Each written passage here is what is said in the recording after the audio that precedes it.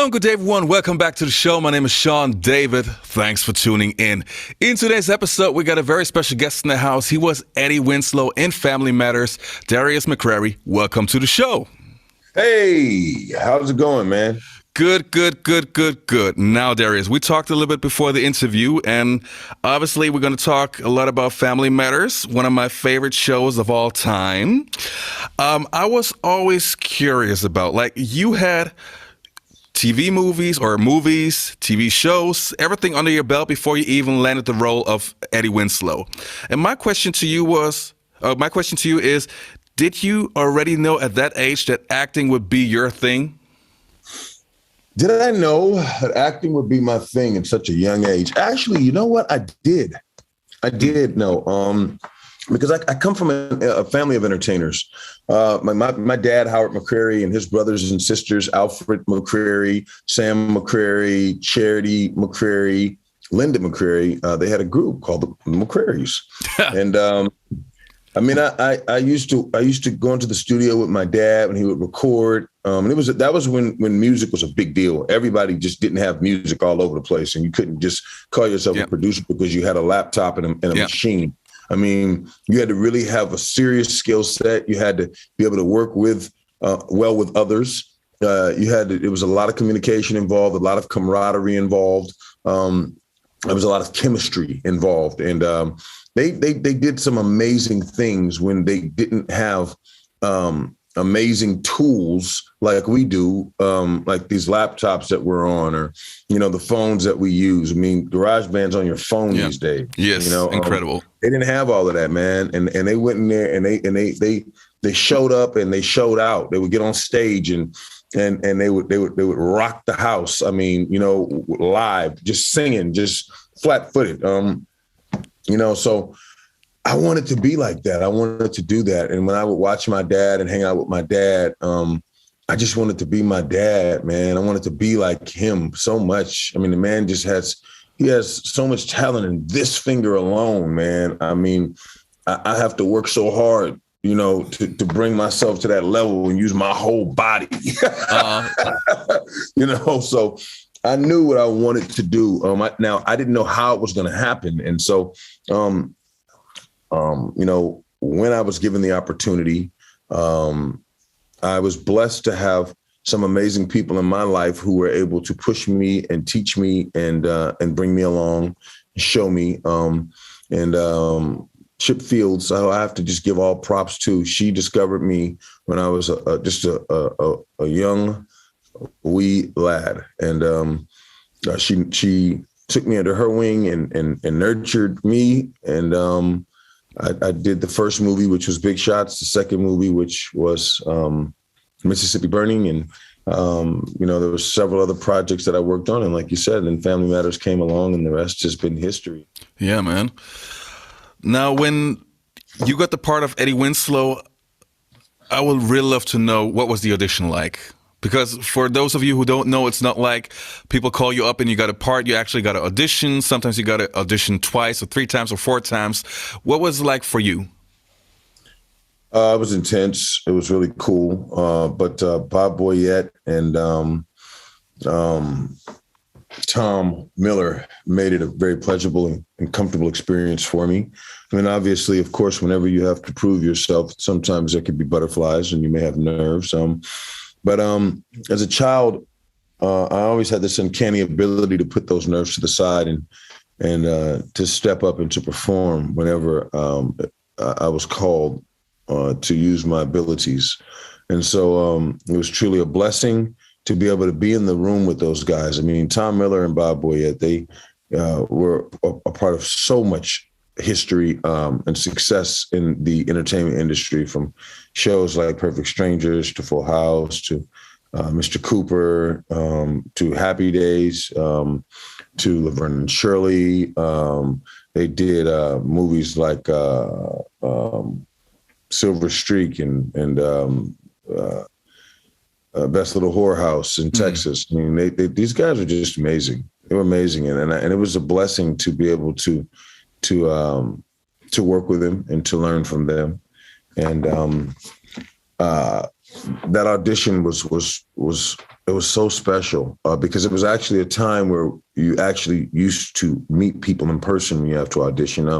I'm really not a fan of the audition process in this day and age because everything is done through Zoom, and Hollywood can blame COVID if we choose to, but this was happening before COVID even came on the scene, man. Going back to the 1980s. Yes. When Family Matters started, the ratings were okay, not great, but they were okay.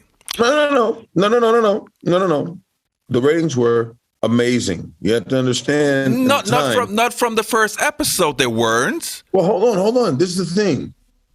We had just as good ratings as any other show that was out there. Okay, that Miller Boyett produced.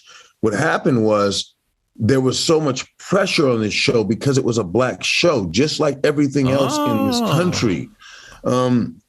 Blacks are held to a higher standard. We have to do 15 times more than the average white man in this country. I mean, to be heard.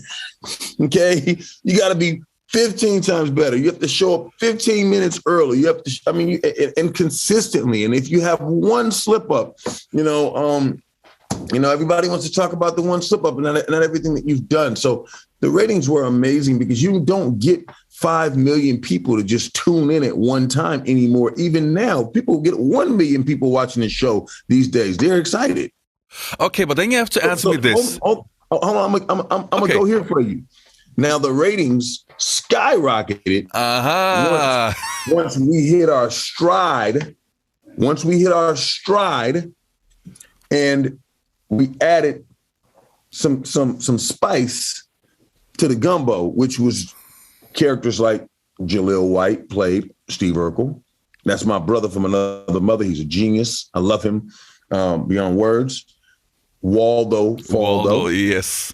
Sean Harrison, my other brother from another mother, who I love unequivocally.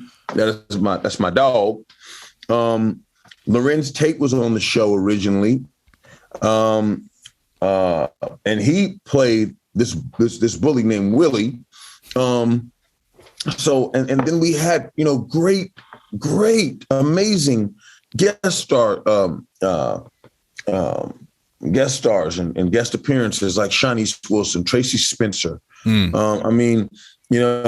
the new addition on the show. I mean, and you have to understand, a show which was an episode that Jaleel actually wrote, by the way. We had Donna Summer, the late great Donna Summer, on the show. There's a rhythm that you have to get into, and most shows don't hit their stride for a long time. It could take at least 8 episodes for a show to get into a rhythm. If you go back and look at some of the shows that people, binge watch now, you'll see where the continuity is off. You'll see where the lighting is off. You'll see. And like I told you, we were held to such a higher standard because of the race of the people who were in front of the camera, even though Family Matters had a Black cast, but it was not a Black show. Let's not get this twisted. We had white producers. We were working with white writers. We may have had 1 or 2 Black writers, Sarah Feeney, Vita Spears, who went on to create Moesha, and the Parkers, Felicia Henderson, who created Soul Food, Stephen Langford, Meg Deloach, who went on to create Eve and other projects.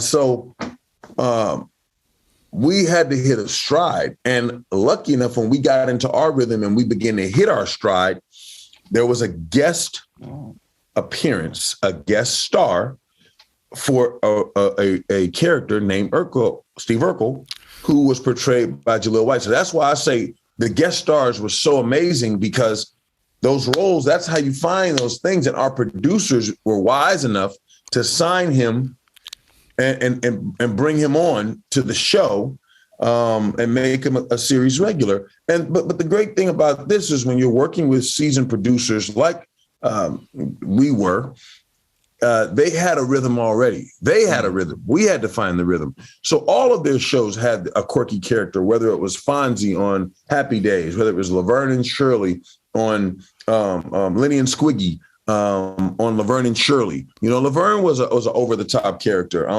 Whether it was the Olsen twins on Full House. Yeah. Whether it was Balky on Perfect Strangers. This is what they did. They created wild and crazy characters. And so it just fell right into the rhythm of the stride. Okay, now let me ask you this. In all honesty, since we're about to keep everything 100, who was your favorite character but yourself? That's not a fair question. That's like asking somebody who's your favorite in your family. Yes, and I would ask that question. My favorite character, other than myself,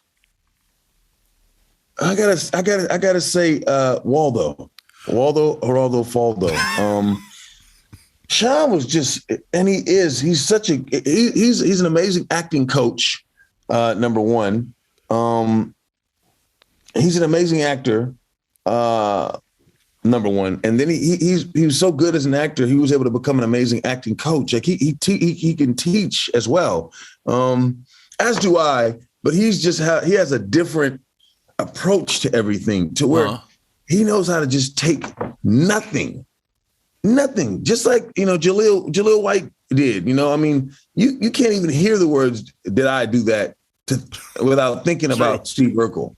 That's an amazing talent within itself. And so Sean could take one word like "cool." Yeah, true. Or like, "No problem, Bob." No problem, Bob. 3 words, and make the audience erupt with laughter. Yeah, and then I love the fact that the character also had a childlike innocence. Absolutely. He pulled that off so nicely. Yeah. So yeah. Well, I appreciate your honesty. Yeah, those are questions that fans want to know. And I know it's an unfair question, but we want answers. So, I'm going to tell you this. Okay. My second favorite character was Myra Monkhouse. Oh yes, thank you. Rest in peace. Thank you. And I'm kind of biased because I just love Michelle Thomas. And she's truly missed. I think about her and I get a little emotional. Yeah.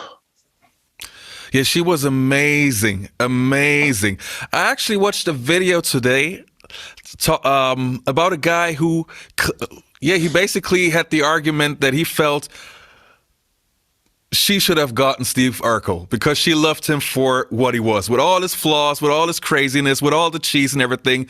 She loved him 100%. And I thought, that's a very good case. I mean, I love Laura, but that's a very fair case. That's hilarious. Incredible. Now, Darius, the show ran for 9 years, if I'm not mistaken. 9 seasons, which kind of roughly is about 10 years. 10 years. Yeah, you have to go into another part of the year to create just back then a full season. Yeah, in sitcom years, that is incredible. And it's unheard of, especially back then, because we weren't able to do once again what can be done today. Yes. Especially when you consider that the producers of Family Matters had the vision and the foresight to shoot the show on 35 millimeter film, which is not cheap. Yes. But it creates a warmth that's undeniably unforgettable. Yeah. Now, what do you think was the secret of the show? I tell you my take, and you let me know if I'm terribly wrong. What do you think? You tell me. Now, some people say, and that's the easy way to explain it, that when Urkel came, the show was so funny because of him. But in my opinion, the reason why the show was so successful, I think it was that the chemistry between the main cast was incredible. There was a warmth. The problems you dealt with were real family issues, and you could really resonate with what was happening. and it felt like they were part of your family. That to me was the reason why I feel the show was so successful. You know, that's an interesting take on things. But I mean, I have to take it here. There was a gentleman by the name of Jerry Krause, I believe, and he was the general manager for the Chicago Bulls. Yeah. And his statement was, players don't win championships. Organizations, yeah. And then my counter to that argument or that statement is, well, players are part of the organization, right? True. So you have to have great players to be able to win a game. Now, one player is not going to win you a game. One player can make the winning shot. One player can have, a high scoring percentage, but you have to have someone there to assist that player. You have to have someone who's willing to say, okay, I won't get 30 points tonight. I'm going to go for 15 assists. Yeah. I'm going to go for 20 rebounds. So I'll get that double. And you could be looked at as a scorer. And you have to be able to unselfishly play a role that might be out of your character. I mean, there are some guys who, when they get to the NFL, you know, they've been a quarterback their whole life. But the coach might say, I already have a quarterback, so I'm going to need you to play receiver. And this guy's looking at the coach like, dude, I don't go get it. But because they play quarterback, they understand what it takes to go get it. And they may be faster than somebody else on the team. So they're put in that position. And if they unselfishly play that position, they'll shine in another area. So I believe that we had amazing producers who had amazing opportunities. That's first, because the audience doesn't know, Family Matters was 7 years in the making, at least. And it wasn't put on the air because ABC wanted to depict a Black family. It was put on the air because ABC, it was time. It was time. And there was a lot of opportunity for a network to be able to work with brands and to be able to create some integration that would be extremely lucrative, as it was for the Cosby Show. And so, you know, when that opportunity came, Tom Miller and Bob Boyette, they had the opportunity, and Bill Bickley and Michael Warren had did the due diligence and the work to be able to have their brilliant brainchild manifested. And the rest is history. So, I mean, you gotta just look at all the factors. So, I mean, we had amazing chemistry, man. I mean, we were like the Bulls of the 90s. I mean, it was crazy, you know. But it was because we had a great machine.